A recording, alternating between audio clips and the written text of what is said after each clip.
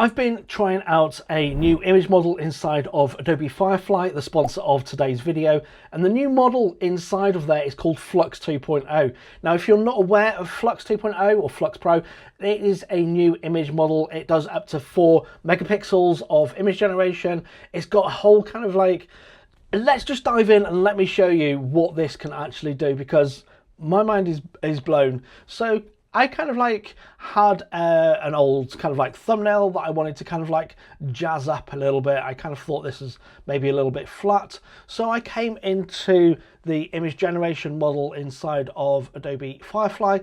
We've selected FLUX 2.0 Pro and we've gone for the widescreen to make sure that this kind of like adheres to kind of like my thumbnail kind of like look.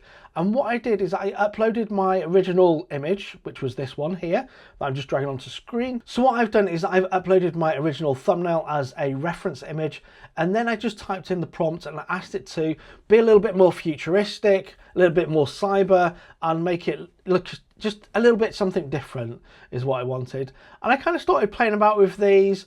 I then started kind of like asking it to do all sorts of other things and also add in a white outline. Now I then asked it to generate a bigger image of me and add a thinner white outline. And this is the kind of like the image that we came up with. And we can see there that this is still me. I look a little bit kind of like paler in the image there, but you know, it's still me, it's still the same pose. It's just added a new background. It's updated the font and the text on there and made it a much more appealing thumbnail. As a thumbnail generator, FLUX 2.0 already wins in my eyes, but that's not all.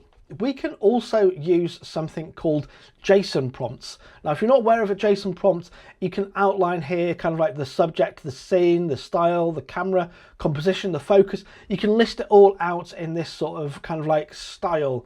And putting that in there, this is the quality of the image that I ended up with, was this kind of like really kind of like retro, soft focus, stack of pancakes with maple syrup on. And if you don't want to eat those pancakes, then that's fine by me. They're all mine, okay? And I kind of like thought to myself, well, this is good, but then what if we wanted to do something similar? We've got this shot, but what if we wanted to do something similar for a kind of like lunchtime deal? Let's say we want to do some pecan pies, and we can see on here, we've changed this out. We can see we probably need to kind of like do a little bit more kind of like updating of the prompt here, but we've added this now in there to say lunchtime specials instead of breakfast specials. It's kept the same font, but it's added in there the pecan pie, and we've also got the maple syrup on top of pecan pie. Not that you need that, but we can update that to maybe have them pouring on some cream. And we can see we've also updated this little lunchtime specials menu in there as well to be a little bit more kind of like, you know, in fitting with what we're actually selling there. And as I kind of like thought to myself, like, well, what about adding something else? I want to have an exterior view of this. So I started working on a kind of like another prompt there, and we ended up with this one here. We've got a person standing under a glowing street outside of a vintage American diner at dusk. We can see that it's got the light in there, the feeling, we've got the retro kind of like car, and we've got the diner. And I really like this. But then I kind of like started playing about with the prompt and looking at a different prompt and updating it. And then we ended up with this one with a person standing, and you can see as I zoom into the steam here, you can see the steam actually rising from this vent. I really was mind blown by this, and I really liked this image. And I was thinking to myself, well, actually this blue part here, I'm not kind of sure what's happening there. So what I did is I asked it to update the artwork there, and we've got a bit of a pecan pie with some whipped cream on top. And we can see as we switch between those two, nothing has changed here apart from the pie in the background there. It's kind of like going up and down there a little bit, but we can switch between that one. We went for this, and then we switched that up to change out the pie on the wall. And we can see there we've actually got the fresh homemade pie baked daily. That's all on there. We can change that on there if we wanted to. And then I thought to myself, well, let's have a different look of a diner from a different angle. So we ended up coming up with this one, which said fresh baked pies. And I thought to myself, well, actually, I like this, but let's change the font. I want to change, not the font, sorry. I want to change what it says there. Instead of fresh baked pies, I want to have that to say homemade pies.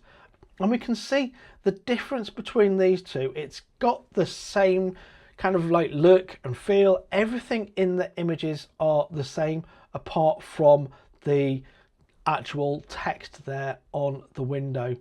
And then we kind of like wanted to have like a little bit of a step back, so I kind of asked it to zoom out a little bit. And then I didn't like the way that it generated the cars in the background here. That was a little bit strange, but I kind of then wanted to isolate the car, and I just wanted a retro car outside. So we've got homemade pies, retro car outside. You can see all of the lighting on this is absolutely amazing, and you can try this inside of Adobe Firefly. There is a promotion on at the moment for premium members where you get unlimited generation on all of the Firefly video models and also all of the image generation models. I think it's until the 15th of January. I'm just checking my notes here. Go try it out. Have a play about with the image generation inside of Adobe Firefly. And if you use Photoshop, you can also get this inside of Photoshop. If you kind of like, I'll just open up Photoshop here. If you highlight it and you come to the image generation, you can see here, we can say Generative Fill, and we can make sure we just choose the FLUX 2.0, and then you put in your prompt there inside of Photoshop. So that's FLUX 2.0 inside of Adobe Firefly and also inside of Adobe Photoshop. Go give it a go. If you need to sign up for a trial, I'll put a link down in the description below. Any questions, give me a shout. And until next time, thanks very much and bye for now.